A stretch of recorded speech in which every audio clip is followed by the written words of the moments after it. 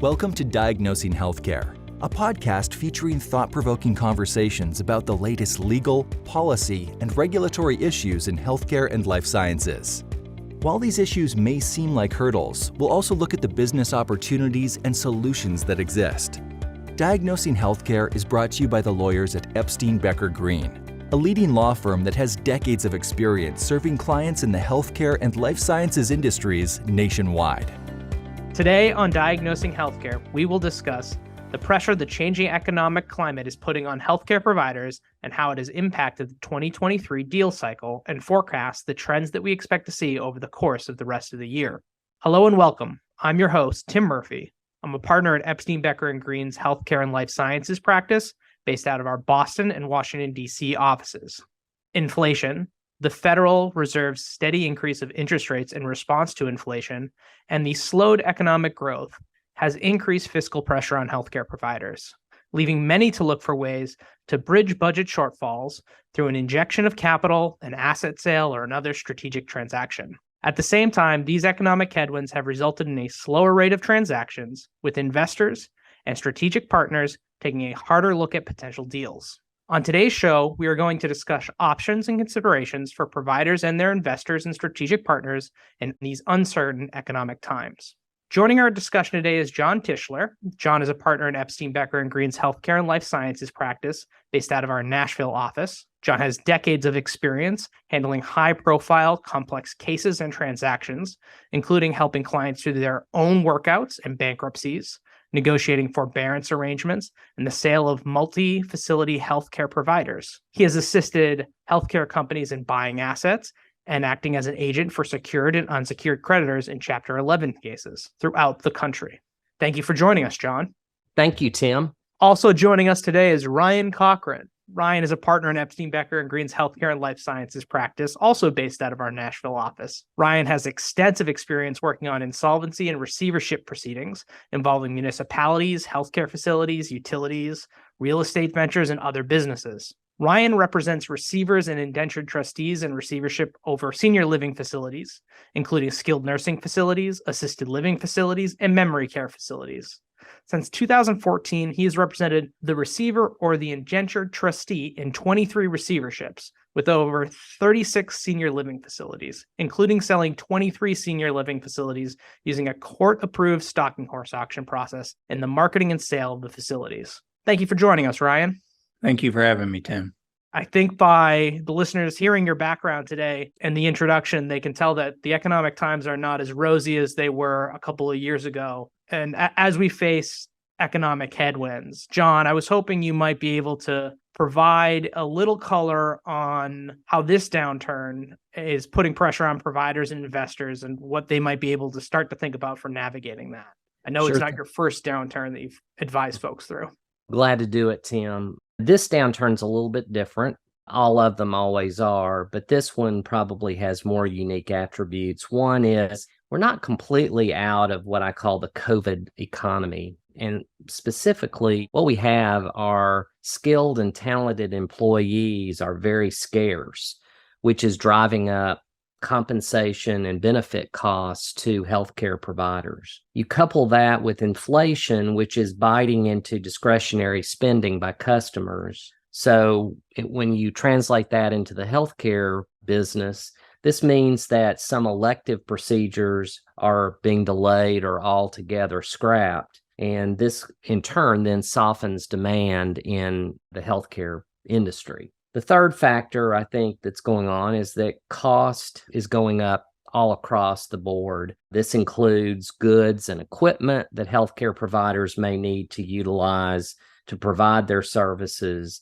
And this then in turn makes the healthcare providers more likely to drive up their own costs to the ultimate patient or customer who they're serving. Finally, I think this has always been the case. Margins in healthcare, especially healthcare providers, are very, very tight. But when you layer on all of these increased costs, margins may have now been flipped upside down. This creates incredible pressure on healthcare providers, not just to contain costs, but they really are forced to begin to look at strategic alternatives. Some of those strategic alternatives include sales, maybe a sale of the entire business, or it could be just a sale of underperforming parts of their business or sale of assets. It also may mean joint venturing with other more healthy healthcare providers, all in which translates into that there is a market out there and it can be very robust, notwithstanding the fact that there is an economic downturn. Thank you. That's very helpful to think about. Turning to Ryan, I know that the healthcare industry is pretty varied and each different sort of subsector of providers have faced different challenges. I know you've spent a significant amount of time in the senior care space, particularly the senior living space. Any sort of dynamics that the current market is showing in that space that you'd like to talk about?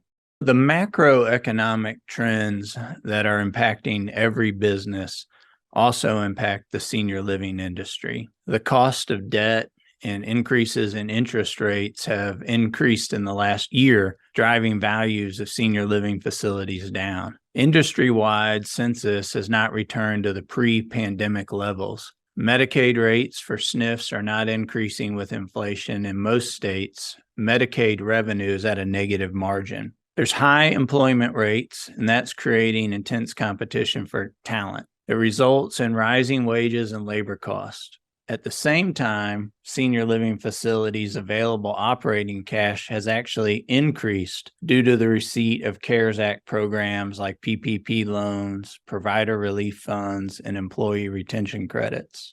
The extraordinary cost of COVID infection and mitigation is gone, and owners and operators of senior living facilities are still receiving employee retention credits. So the receipt of these funds means money is available for operations, physical plant repairs, and capital improvements. As a result of these factors, I really get the sense that today's climate has impacted the type of senior living facility that's for sale today. The facilities that are on the market for sale today are facilities that actually need to be sold.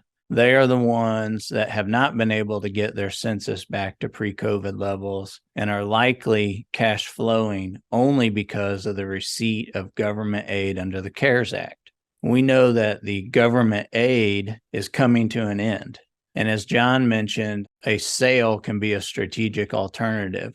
So I think people interested in the senior living space need to know it's a buyer's market right now. And because it's a buyer's market, buyers need to pick facilities that they can actually improve or turn around.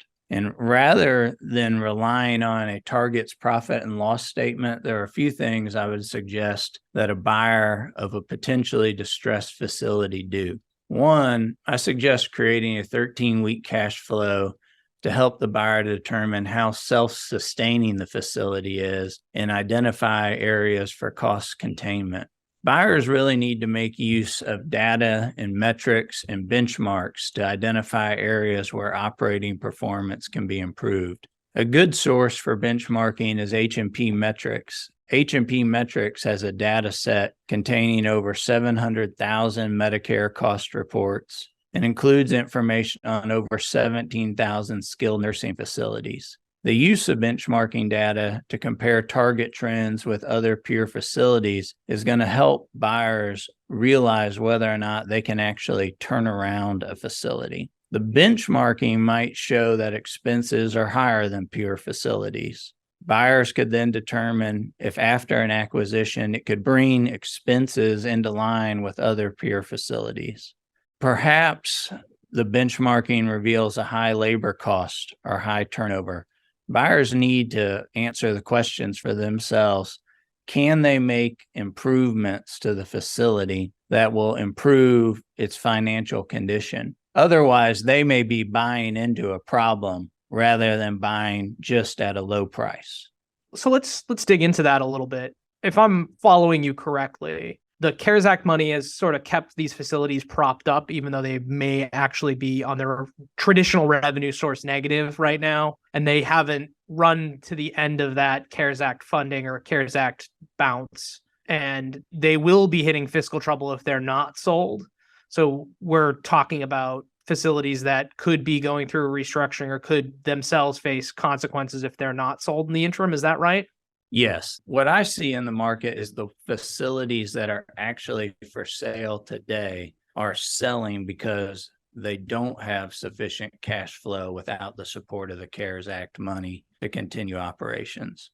We are still seeing facilities that are receiving employee retention credits. Without the receipt of the employee retention credits, they would not be cash flowing today. Those are the types of facilities we see on the market, and buyers need to recognize that they're buying into a turnaround situation. I also think, Ryan and Tim, that a lot of people have not forgotten that skilled nursing centers were often the hardest hit during the pandemic. And there's probably still some residual reluctance by folks to put their elderly parents and grandparents into those facilities, just from some of the horror stories of the pandemic, of people dying at high numbers. And of course, the elderly are especially vulnerable to the COVID-19 virus. So I think that also may play into some of this, is that the census of these places in some cases have not bounced back to pre-COVID levels. And the short-term solutions that may have been available in different economic climates where they might have been able to get a bridge loan while they themselves were turned around, probably not economically advantageous looking today to take something out at the rates that are now available when you're talking about 7% potentially on that type of loan. So that does leave these facilities without an opportunity to turn themselves around under current leadership or current ownership. Switching gears a little bit to practice management or physician practice management, sort of the traditional hub and spoke management services business model. John, one of the things I noticed in your introduction was that skilled labor is one of the driving costs. And we talked about that a little bit when we were talking about the senior facilities. But obviously, skilled labor is the driving cost for a physician management platform. Is that also impact? Are you seeing that impact on those platforms, or are there other items going on in this economic climate that are impacting them? No doubt. And really, let's put the appropriate name to the skilled labor that we're talking about. In a lot of these cases, it's nursing. It's the nurses that are in very high demand, but are just not there at the same level that they were before. So we have, especially in physician practice management, in physician practices, they are very much reliant on nursing and nursing care to complete their procedures and so forth. So the fact that they cannot get good nursing staffing, the fact that they have to pay in some cases as much as 2 or 3 times what they may have been paying pre-pandemic for nurses, has really created some headwinds for PPMs and other management service organization models. Some of the other things I think that they're having some challenges with is, again, they are very much at the whim of the consumer in terms of, does the consumer have sufficient discretionary spending to pay for some plastic surgery or some dental procedure or some dermatology procedure? A lot of these physician practices are geared to specific discretionary matters, and where times are tough, people, when they have to choose between some of the basics of life and spending it on some of these procedures, are going to obviously put off the procedures or not having done at all. So that's going to soften demand for a lot of these practices. And again, as we said before, costs are just up generally in terms of inflationary type stuff, from everything from gauze and to all the way to MRI machines. Everything is more expensive these days. So when you put all that together, there's going to be a good bit of volatility in the physician practice and management service organization models. And I think this will obviously lead to lower valuations of these businesses. One of the things that I was reading about is in 2021, a lot of these PPMs were hitting all-time records in terms of their values. Well, I think this inflationary cycle is starting to take its toll on those things. And so as valuations begin to sink, And as margins get tighter, you can anticipate that increasingly more and more of these businesses will come onto the market, and there will be more of, back to Ryan's point, I think with physician practices and other management service organizations, you will see more and more sales because valuations will be at an attractive point. And in some cases, there will be a real drive to sell these things. Interesting. One note is just that nursing point that you brought up as skilled labor is really, as we focus in on individual industries, it cuts across the healthcare spectrum, right? So it is impacting everyone from platform management to skilled nursing to your traditional brick and mortar hospital, home health, really anywhere where a patient is touched, the nursing shortage is impacting and driving up costs. Yeah, 100%. And one of the things that's not being talked a lot about by that is that is also impacting the quality of care that's being provided. And I suspect CMS is going to get interested in that as well. I've seen it show its head, especially in skilled nursing facilities. I'm sure Ryan's seen this too, where they're trying to get by with fewer and fewer nurses. And as a result, when they get surveyed by the federal or the state officials, they're coming up short because they don't have the sufficient nursing staff to take care of the patients that they have. If an investor or a strategic partner who's looking to broaden through a joint venture or other means is looking to acquire or partner with one of these skilled facilities or a platform that maybe is facing some economic hardship, what are some thoughts that are different today in the economic climate that they should be thinking about for these partnerships or investments versus maybe 2 years ago when the money was flowing freely and everything was growing at a rapid rate?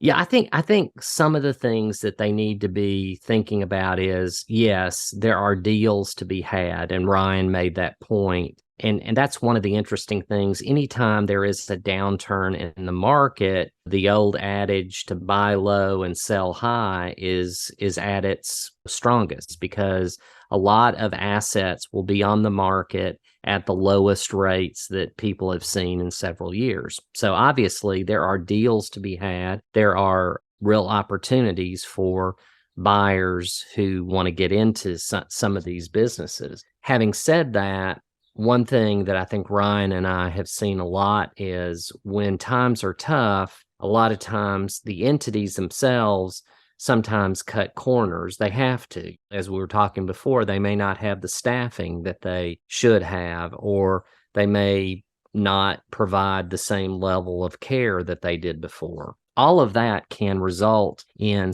pretty significant penalties and fines by the various surveying agencies, either state or federal. And so whenever that happens, buyers need to look at that because one of the things that results from that is that the provider number or the provider agreement that these folks have in place usually can be assigned to a buyer, but the buyer has to take both the assets of the provider agreement as well as the liabilities. And if the government has hit somebody for providing the wrong care or poor care, a lot of times they will have imposed a monetary penalty that has to be paid by somebody. And if there is a buyer out there that's buying it and taking that provider agreement, they're going to be now on the hook for those penalties and that sort of thing. I would add for buyers who are trying to take advantage of a buy low, sell high opportunity, they really need to understand why the property or facility that they are buying is on the market and investigate what is causing the owners of that property to put it on the market when the values are lower. And generally, it's going to be on the market at a lower value because it's got some type of distress. And the buyer needs to figure out what's causing that distress and be ready at closing to really go to work to try to fix that issue. And I think if buyers focus solely on the lower valuation and the discount that they're getting on the price and not the turnaround, they're going to find themselves having the same problem that the previous owner did in a matter of years. And that's one of the things that I think about a lot, or a decent amount, is how when you take one of these distressed assets, whether or not they're meeting the definition of distress or they're going to be distressed assets, how when you're doing a restructuring or a turnaround of how that operation is working, how do you do that within the context of our traditional healthcare fraud, waste, and abuse laws, right? How to have physicians aligned with management is a tricky question when we're dealing with the Stark Law and the anti-kickback statute. It does behoove investors or strategic partners to really think through what model they want to bring forward against what the art of the possible is, remaining compliant with either traditional fraud, waste, and abuse laws or the licensure regimes in these particular facilities in each individual state that they might be operating in. But one other note that you had there, Ryan, which I thought was interesting, is you were discussing sort of the reasons that something might be on the market or thinking about being on the market and how to turn that around. Let's say a provider is not going to be on the market tomorrow. They know that the valuations are low, but they do have some of these pressures from the current market and the business cycle weighing down on them. What are some other strategies that they might think about today to maybe come onto the market in 2024 or 2025 when hopefully valuations are back up? If they're an entity that is going to receive employee and retention credits, I really think having a real plan for spending the employee retention credits can help position somebody for sale several years out. For example, rather than using the employee retention credit proceeds for operating cash, is there a real capital improvement plan that could have some return on investment that they could put forward? Are there repairs that need to be done? So it's good use of the employee retention credit. I think focusing on revenue cycle management in the near term would be important. Symptoms of revenue cycle management issues can include unexpected decreases in cash flow, increases in accounts receivable, increasing are a high number of days of sales outstanding, or a large volume in claim denials. If any of those four factors are present, really spending their energy on revenue cycle management could improve the facility for ultimate sale. Another thing they could do is we've talked a lot about the increase in wages. Another part of that is that there is also a shortage of workers. And what I see a lot of facilities doing is hiring contract labor. It's more expensive. If you're trying to position yourself for a sale, you may want to try to eliminate all the contract labor you can between now and the time that you want to go on the market. The one side is we've got cash. We want to improve the business because we know that we're in okay operations today, but we have excess cash. And so we want to be in a good position for 2024, 2025. What happens if I know valuations are low today, but I might still have a cash flow problem coming up? What kind of cash management strategies or preservation strategies are you seeing out there? Boards and management can implement several tactics that can help them preserve cash. And I'll take them one at a time. The first is payables. Just be purposeful about the timing of payment. Are your payables paid haphazardly, or is there a determination of when the payables are actually due or late? Are you actually determining whether or not there are discounts available for prompt payment? Are you negotiating discounts for prompt payment? So the first tactic is pay attention to your payables. A second tactic is capital improvement expenditures. When you're focusing on cash preservation, I think there's an inclination to defer capital improvements to conserve cash. But really what you need to do is investigate whether or not deferral of the capital improvement project will impact the organization's goals. Capital improvements may actually have a very high return on investment. And before being scrapped, one should consider the return on investment.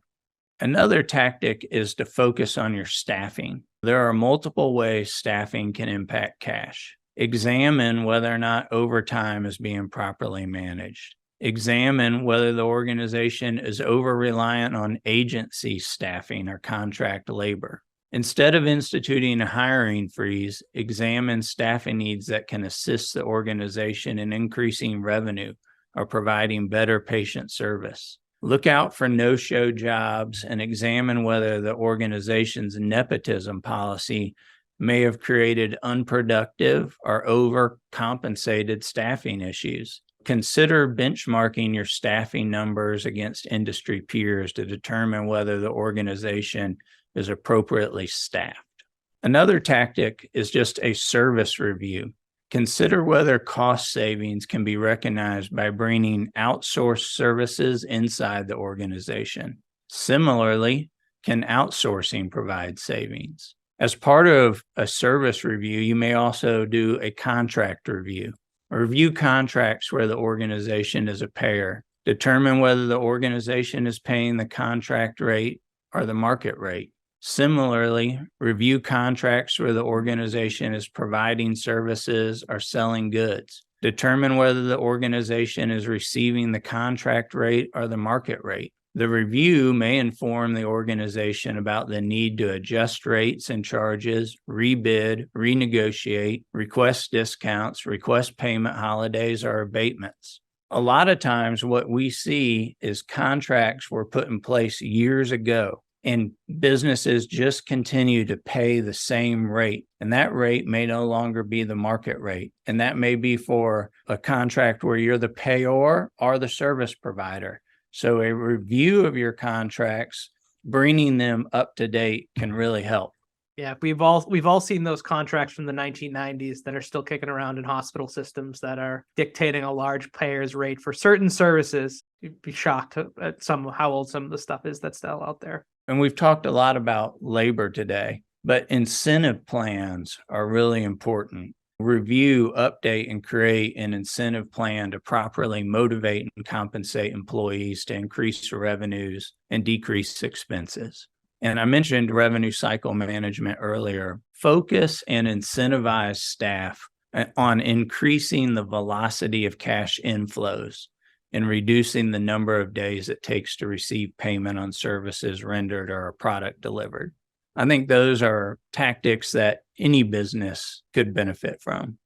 Thank you. That is helpful. I do encourage everyone to think about when they're aligning employee incentives, though, again, in the specific healthcare space, that we have to watch out for how we're aligning providers' incentives with respect to anti-kickback, Stark, and those laws. But there are ways to do it. There are creative ways to do it, and they can be very effective in helping businesses. We're running towards the end of our time here, but I did want to ask you both how you see the next 10 to 24 months shaping out in the market. Are we going to see more really distressed assets, not ones that are getting out in the market ahead of time? Or, I'm going to stop feeding you an answer and let you guys tell me what you think.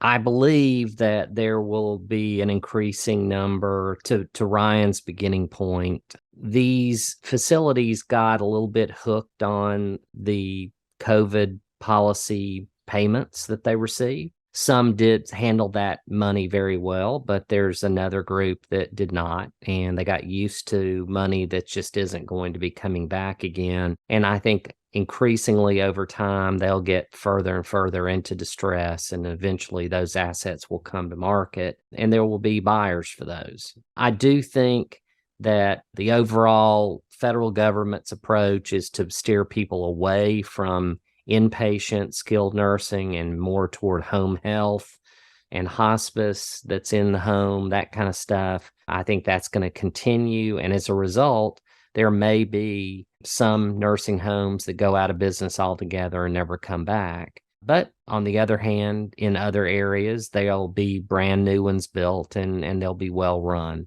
I think home health also is going to come increasingly under a lot of pressure.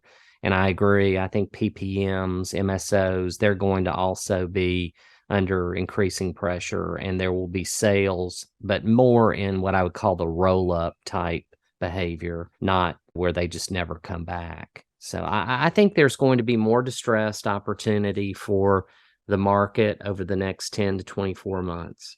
I agree with John.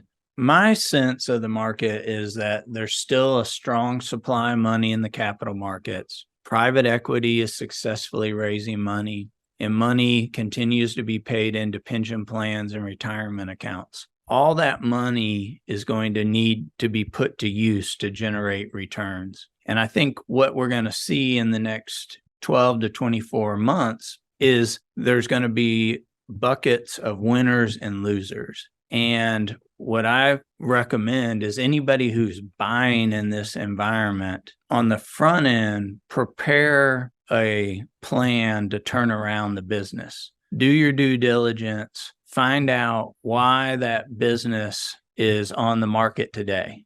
And it's probably on the market today because it either has cash flow issues or foresees cash flow issues in the future. So if you're going to put your client's money to use buying low, I think you serve your client best by also advising them to be ready to implement a plan to turn around that acquisition target on day one. Thank you both. And thank you to all of our listeners. I'm your host, Tim Murphy. And if you like what you heard today, please don't forget to subscribe. Diagnosing Healthcare is available wherever you get your podcasts. Thank you for listening to Diagnosing Healthcare. For show notes on today's episode, additional episodes, and more insights on trending issues in healthcare and life sciences, please visit diagnosinghealthcare.com and be sure to subscribe on your preferred platform. This podcast is presented by Epstein Becker Green, PC. All rights are reserved. This audio recording includes information about legal issues and legal developments. Such materials are for informational purposes only and may not reflect the most current legal developments. These informational materials are not intended and should not be taken as legal advice on any particular set of facts or circumstances, and these materials are not a substitute for the advice of competent counsel. The content reflects the personal views and opinions of the participants. No attorney-client relationship has been created by this audio recording. This audio recording may be considered attorney advertising in some jurisdictions under the applicable law and ethical rules. The determination of the need for legal services and the choice of a lawyer are extremely important decisions and should not be based solely upon advertisements or self-proclaimed expertise. No representation is made that the quality of legal services to be performed is greater than the quality of legal services performed by other lawyers.